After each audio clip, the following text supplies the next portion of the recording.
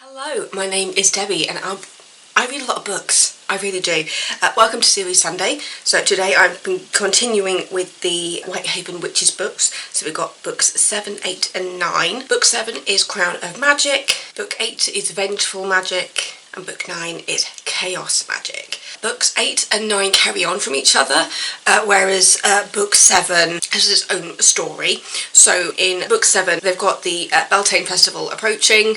I love learning about all these pagan festivals and things, so it's just really interesting to learn about like everything that they are celebrating. And well, part of the celebrations involve a performance at the local theatre of Tristan and Isolde, and I actually studied Tristan and Isolde at university, so it's just like, oh, I know what that's been inspired by. It's essentially a haunted theatre.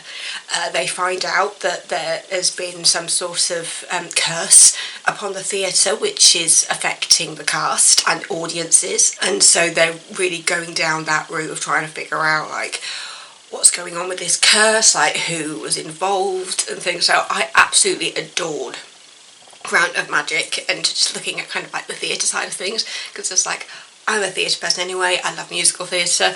I studied so many plays over the years from my high school, college, uni, because I studied drama, so just seeing kind of that side of it was really cool. And then through Vengeful Magic and Chaos Magic, Vengeful Magic basically is the introduction of pirates. The tagline on that is, when lost treasure is discovered, supernatural creatures unleash violence against Cornwall.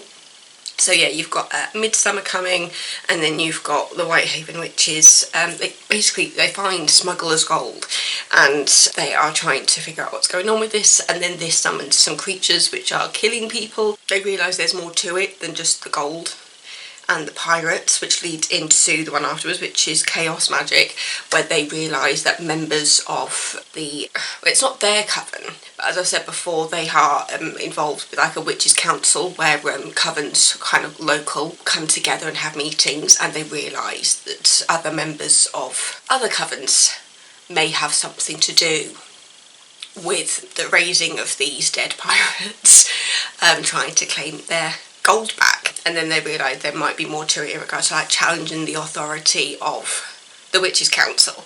So it all kind of blends together, but oh my goodness, I absolutely love these books. They are so good. I can't believe, because it was it must have been a couple of years ago. I'm not quite sure when the first book came out, but I remember when my dad first told me to read them, and I think I read the first chapter and just thought, I'm not sure if this is for me, and I put it down literally over the first chapter, which wasn't very long, and I realised I completely got it wrong on that first reading of that, just that first chapter, because this isn't what I thought it was going to be based on that first chapter at all. And I have fallen in love with these characters completely. I love the fact that as the books have gone on, we're starting to see from more people's point of view, because we've been mainly seeing it from Avery's point of view, and so it's really nice being able to see like what other people are up to and seeing like their thought process, because we're definitely seeing more of Reuben as how he's coming more into his magic, and like Eli and Briar, and it's fascinating being able to see from everybody else's point of view and understanding their strengths and weaknesses and their relationship with their own magic and their grimoires. So yeah, I'm really glad we're seeing more of that kind of changing the narrative style so that we actually see other people. Sorry if I've changed slightly. My memory card used up all its memory, so I had to swap ones.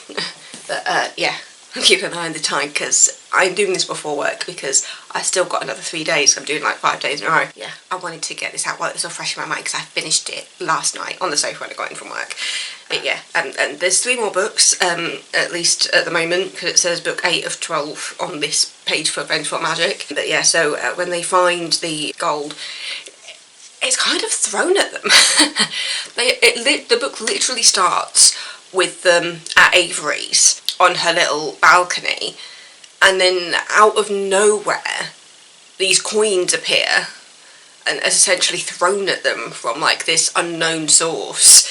And through that you find out that Avery's ancestor Helena, who has been a ghost over the past few books because they kind of summoned her in a way, and so she's just like Avery's friendly ghost who hovers around sometimes, and Avery realises that she hadn't seen Helena in a while, and then through book 8, Vengeful Magic, she finds out that Helena's kind of been bound by the other side, and yeah, It's just so good. And you see Avery really concerned about Helena, this ghost that's been haunting her, and you're seeing the relationships between, like, the friendship of this coven kind of grow and change, especially now we've got Caspian on side, because at this point, like, everybody knows that Caspian is essentially in love with Avery and there's nothing he can do about it, and Caspian is falling more and more out of love with his own family. He has like a big bust up with his sister Estelle, and he's just there going, I've just realised that before I joined this coven I didn't have friends, I didn't have a life, like my whole life was dedicated to the family job, to the family business. He's given up on it really, because he's just there going, wait, no, actually I do consider these people friends.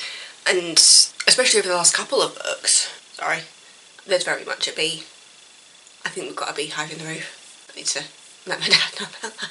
But yeah, so you're seeing Caspian come to terms with what he's done with his life and where he is now, and figuring out where he wants to go from there. And he has a proper bust up with his sister where he's just like, I realise that my life amounts to the business and nothing else, and I've now created a friendship group and I like them. And he realises his sister's actually kind of in the same boat, because she's dedicated her whole life to the business and she has nothing to show for it.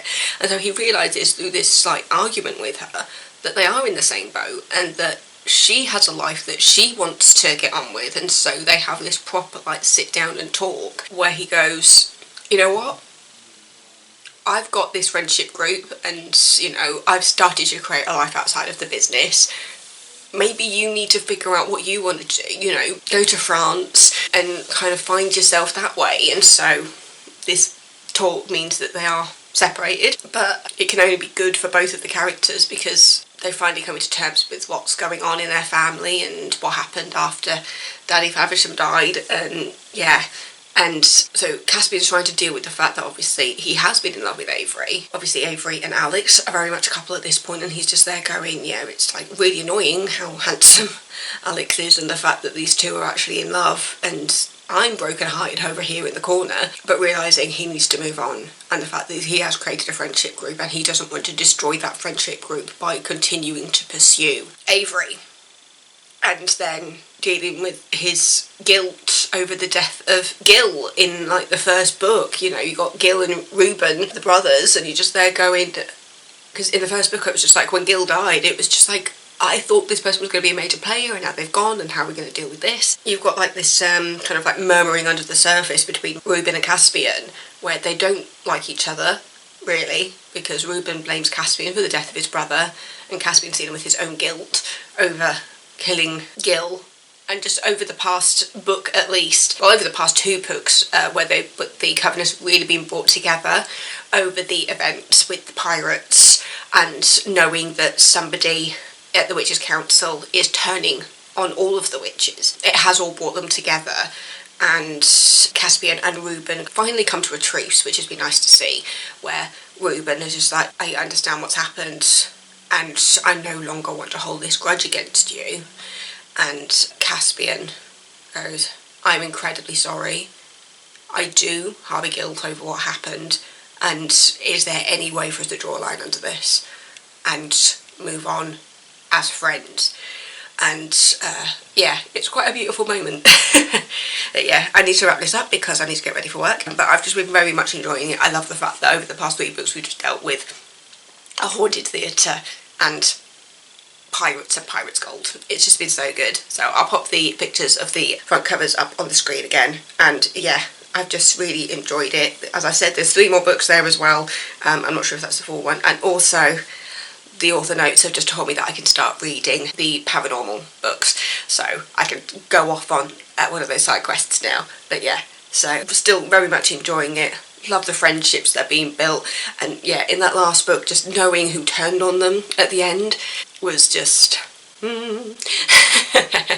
I just couldn't believe what was going on. It was just like, oh.